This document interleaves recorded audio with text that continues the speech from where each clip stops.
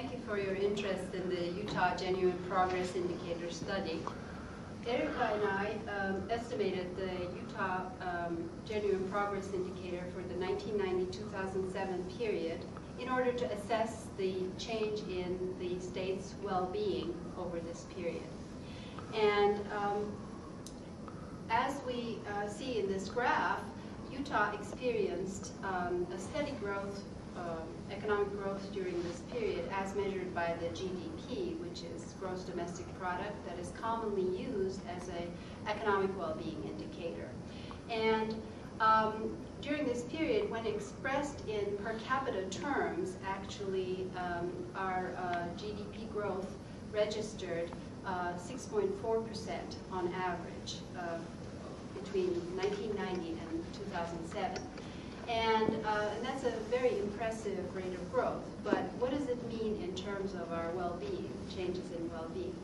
And now, a long line of economists have actually cautioned against using the GDP growth rate as a sort of a measure of well-being.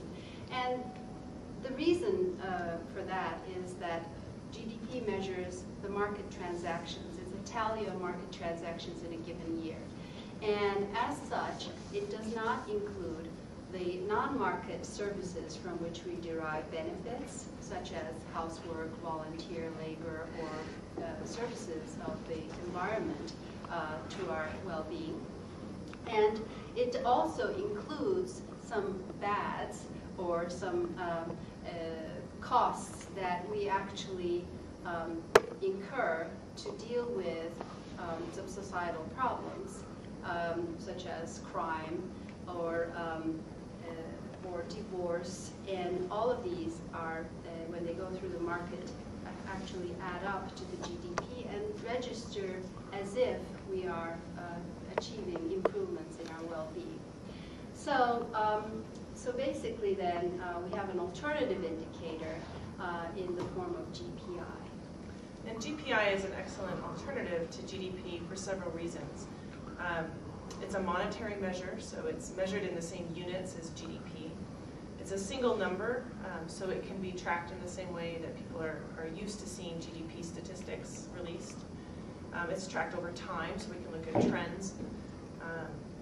And it can be compared because it has a relatively standard methodology. We can compare states or cities, countries over time. And it can be combined with other indicators to guide policy. And again, as Gunseli said, where it really differs from GDP is that it's a full accounting method in that we deduct those things that detract from our well-being and then add those things that the market misses, but that contribute to our overall well-being. But I want to emphasize that GPI is an objective quality of life metric. You may be familiar with some of the subjective quality of life methods, things like happiness measurements, where you go out and actually ask people in a survey form how they're feeling, whether they think their life is good today, has it improved, do they expect it will improve. Those are all subjective metrics, and we'll talk some more about those at the end of the presentation. And they're a great complement to this objective quality of life metric, which is really based on quantitative data. Underlying the GPI is the principle that our well-being depends on maintaining and replenishing 4 forms of capital. And these are built capital, natural capital, human capital, and social capital. So through our economic activities, we have to be replenishing these forms of capital. And from each of these forms of capital, we derive some services. And from human capital, for example, ingenuity and productivity. From built capital, infrastructure services. And from natural capital, we derive ecosystem services. And from social capital, our social cohesion. And so the idea underlying GPI is that we would like to measure in monetary terms the value of the services we derive from these 4 forms of capital. And we also want to factor in the erosions in these forms of capital to the extent that there are erosions. And we want to deduct those from our measure of well-being. So if we look at the trends for the United States over time, the GPI has been calculated for the U.S. back to 1950, and I should mention that other countries have also been using this metric in Europe and actually around the world. We see a really interesting trend that around in the late 1970s, early 1980s, although GDP continued to increase, that's the green line in this graph, GPI really leveled off in the late 1970s or early 1980s. And this widening where GDP continues to increase but GPI appears to have leveled off is sometimes referred to as the threshold hypothesis, which is basically this idea that continued economic growth does not necessarily continue to increase our well-being, and that at some point the costs associated with additional growth, just for the sake of growth, can actually detract from our well-being. So one of the questions we had going into the study was, is there a pattern like this already evident in Utah? I also would like to mention that there are several other, we're not the first state to conduct a GPI study. There's GPI data and studies available for Vermont, Ohio, Michigan, Minnesota, Maryland, and California. And we'll talk a bit more about Maryland at the end, but Maryland's actually taken this metric on as a state-level indicator that's monitored by the state government. There's also ongoing efforts in Florida, Washington, and Massachusetts. This is, of course, in addition to some international studies. So there are studies for UK, Australia, Austria, Germany, and even some developing countries, Chile, Thailand, and China have GPI studies that have been completed. So there are several different components. There's actually 24 different components that we look at when we calculate the GPI. And we can group those different components into economic indicators, environmental indicators, and social indicators. So I'll just go through these quickly, and they're all evident here in this wheel, in this graphic. So we start out with the economic indicators. We start with personal consumption as a proxy for material welfare. That is, that the more, in general, per capita is consumed, the more we assume that people have their material needs met. After that, we deduct for society, we add or subtract something associated with income distribution. So where we have income inequality, we deduct something. We look at the value and the costs associated with consumer durables. So how much are we spending on all of our appliances, and what's the value that we get from those? And then there's a group of the environmental indicators. And within those, we have 4 that get at issues of pollution. So what are the costs incurred by humans associated with water pollution, air pollution, and noise pollution? And then what do households have to spend in terms of abatement to deal with some of those types of pollution? There's also a group of calculations that get at the value of ecosystem services. And in Utah, we looked at wetlands, forests, and deserts. Deserts and sort of rangeland, the drier and more arid parts of our state. What are the values we get from those in terms of in monetary terms? Then there's also a group of environmental indicators that are a little bit larger scale, larger picture, and that is the costs to Utahns of climate change, ozone depletion, and the permanent loss of non-renewable natural resource associated with their permanent extraction. The costs to Utahns of climate change, ozone depletion, and the permanent loss of non-renewable natural resource associated with their permanent extraction from the state. In terms of social indicators, we add in the value of household and volunteer labor. That's work that's performed by members of society but is not captured by GDP, so it doesn't show up in any sort of market transaction.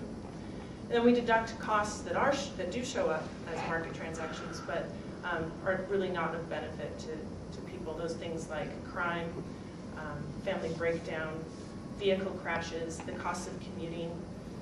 And then we also capture, in terms of time, the cost of lost leisure time for some people that are working more and more each year.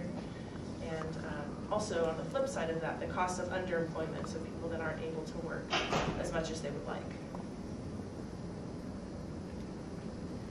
We conducted the Utah GPI studies, the study for the 1990-2007 period, but including these years years, 1995, 2000, 2003, 2005,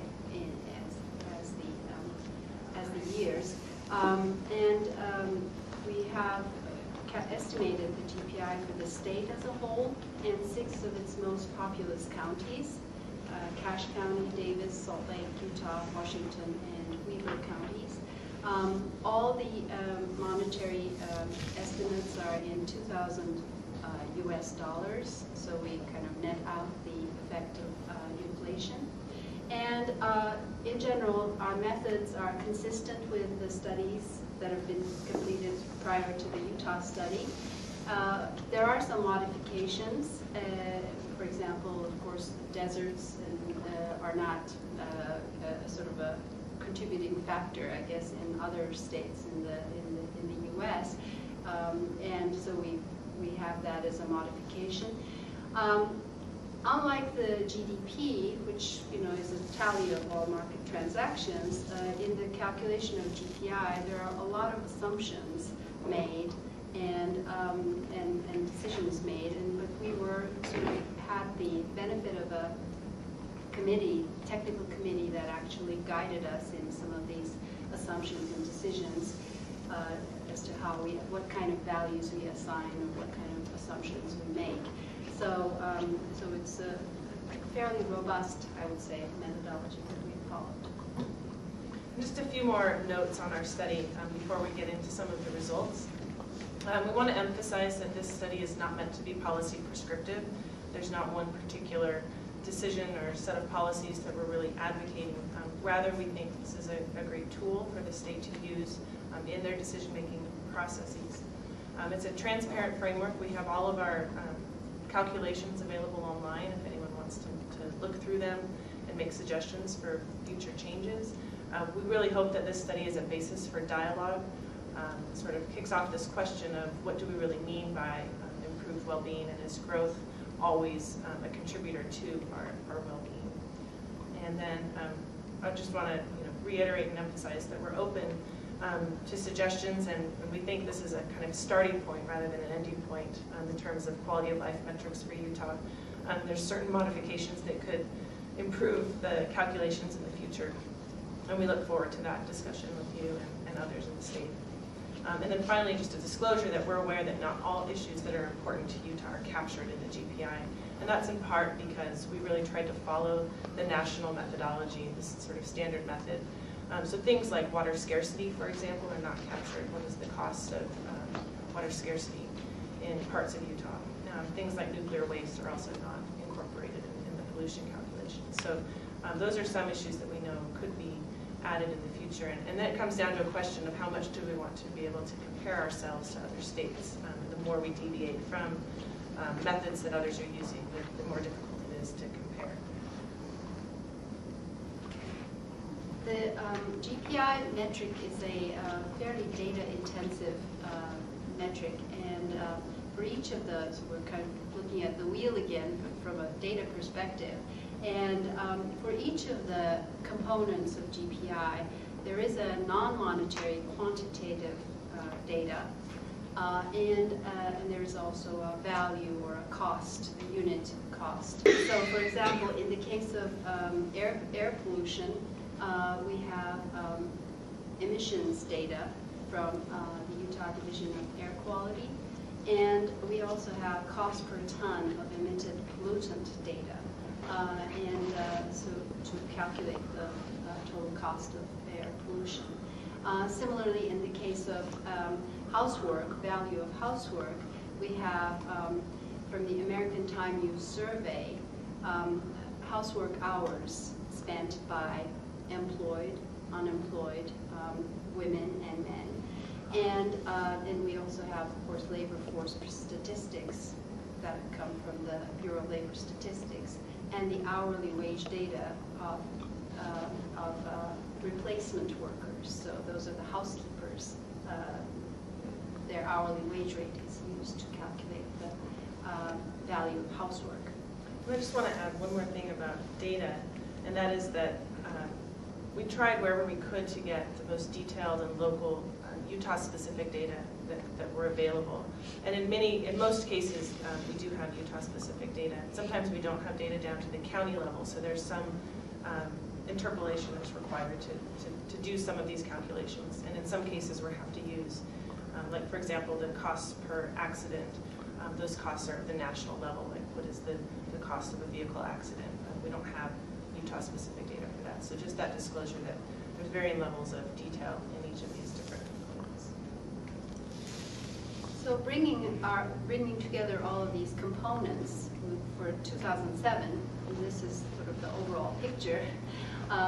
So we see the blue bars indicate the major positive contributors to our well-being. So household labor, and then a sort of a set of ecosystem services, forest services, wetland services, desert services. Those are the major contributors to our GPI. And on the negative side, the major detractors are non-renewable resource depletion, leisure time lost, and commuting.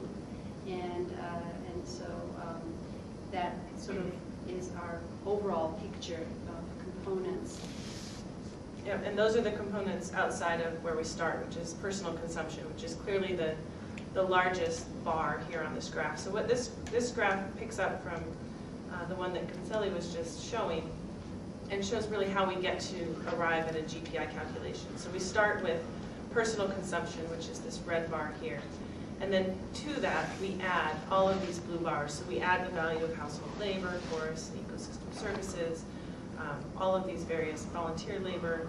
And then we subtract from that all of the costs and detractors. And so once you've added everything and subtracted everything, you arrive at GPI, which is this black bar here on the right. Now, this is sort of we have some close-ups on some of the components. So, for example, value of household and volunteer labor in 2007 amounted to $14 billion US.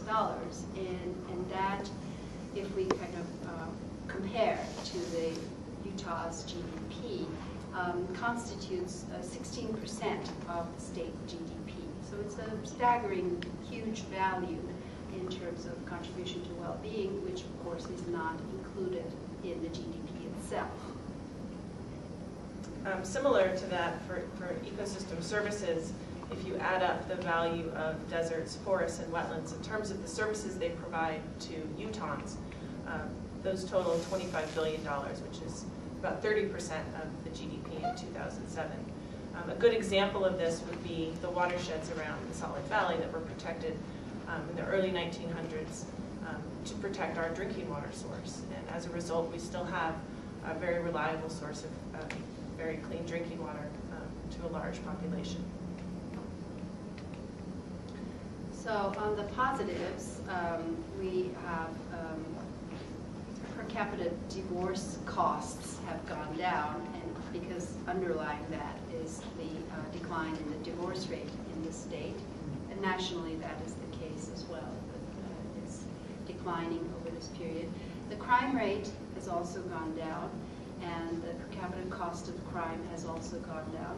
In our study, we included not only property crimes, but also estimates for violent crimes. And but in general, all components are sort of in a declining trend over this period.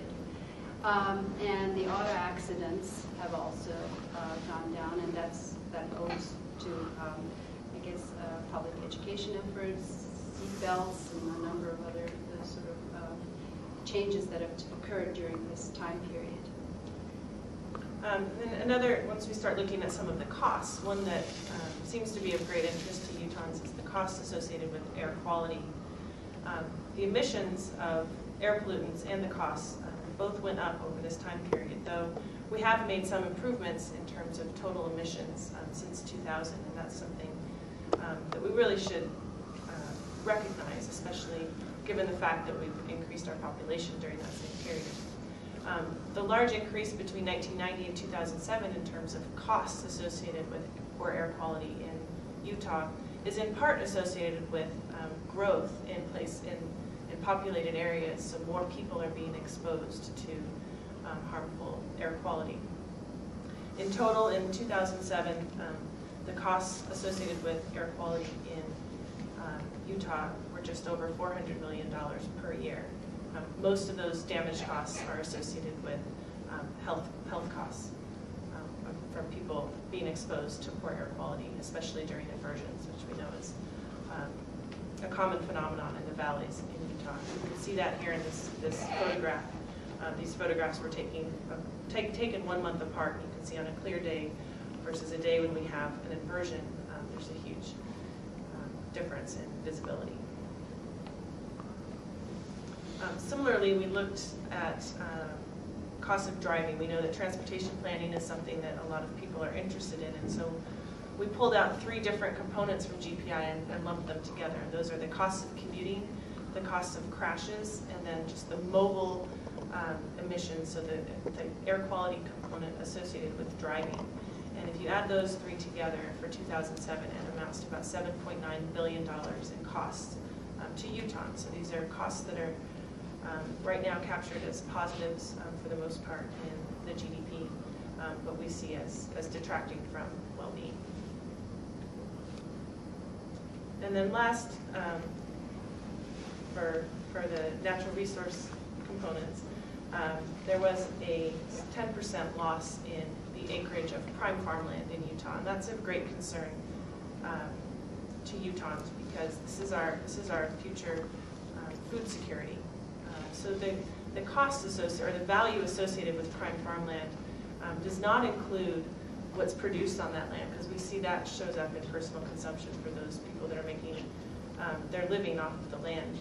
But rather what we've captured here is what is the value of just having that land available for food production into the future. So the option value to be able to use it, whether or not it's currently under production. And this 10% decline is certainly of concern. On the costs, we also see a trend increase in the rate of underemployed folks in the state. And basically these are people who would like to work more than part-time or like to have a job. So it includes the unemployed as well as those people who are involuntarily engaged in part-time work.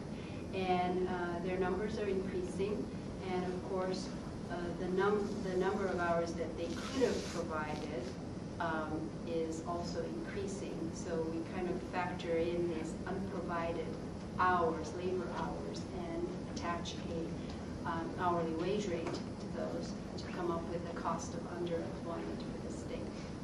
I just want to point out that the study ends in 2007, so these numbers would be even higher given the current economic crisis. Yes, and we are definitely looking at a historically low unemployment, underemployment period for the country as well as the state. Now overall, what do we see? Well, we see, we don't see a threshold effect for the state.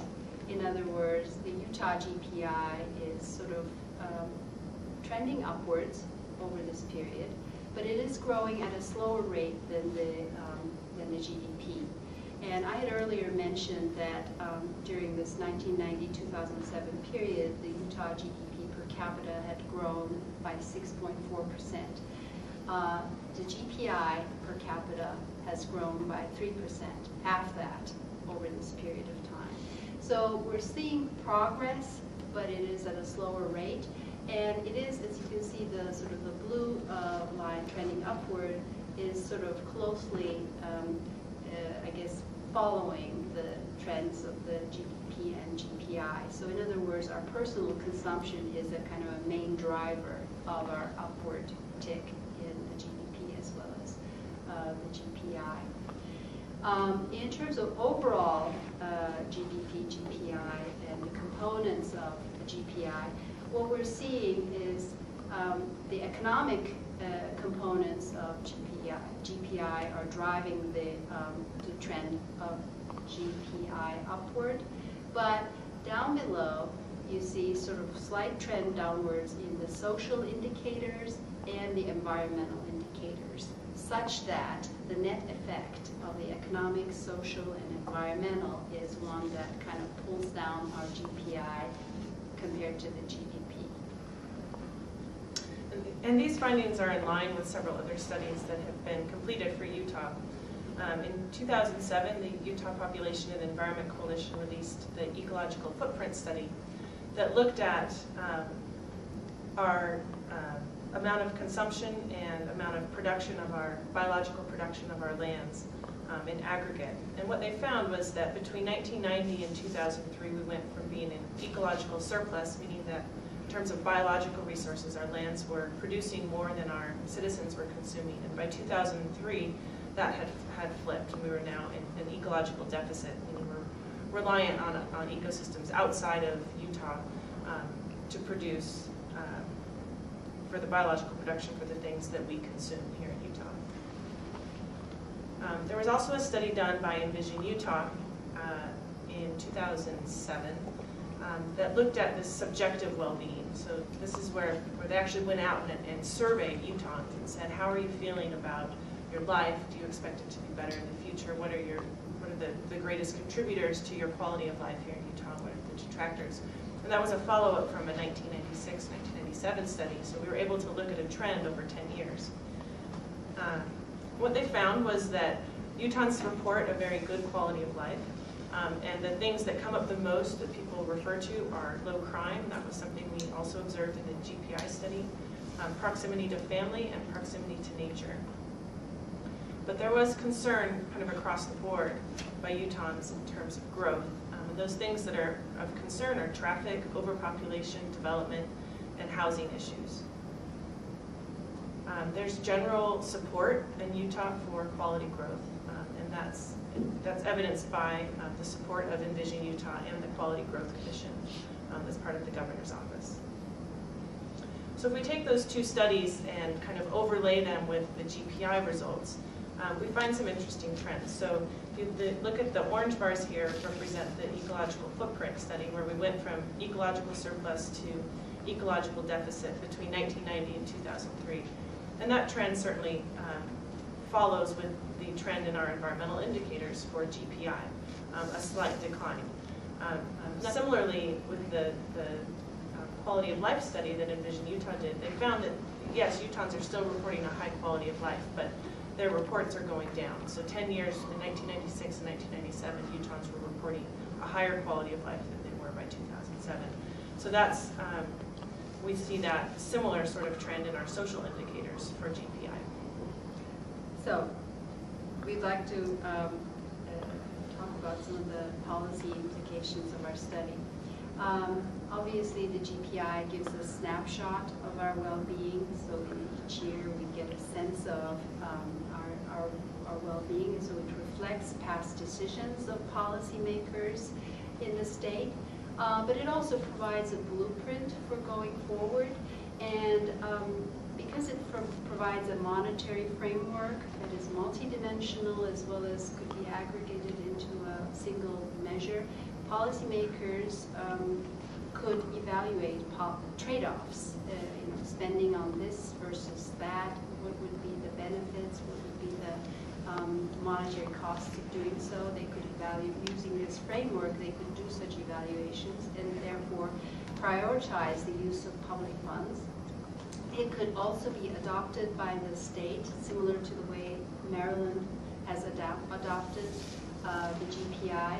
And so it could be sort of available for residents to sort of plug in and online and check out how the state is doing in terms of various components. But even if that kind of a measure is not adopted by the state, the full accounting principles of GPI, the costs as well as the benefits, kind of all in one framework, could be integrated with existing assessment tools that are used by various departments in the state. So we are actually hopeful that this we can move forward and our study can sort of be a blueprint going forward. And just to add to that, if you looked at all of those 24 different components, you could almost pick out which state agency would be well positioned to monitor those changes over time. We've used this national level methodology to get at each of those different components, but we imagine that various state agencies might be able to dive in a little bit deeper into some of the nuances going on within each of those different components. So we're really hopeful that the state would pick this up as an indicator to track. And that's how Maryland does it. Maryland, each of their different departments of natural resources, public safety, track each of the different components of GPI, and then they're aggregated at the state level. So that's all we have to present for tonight, but we look forward to some discussion and questions.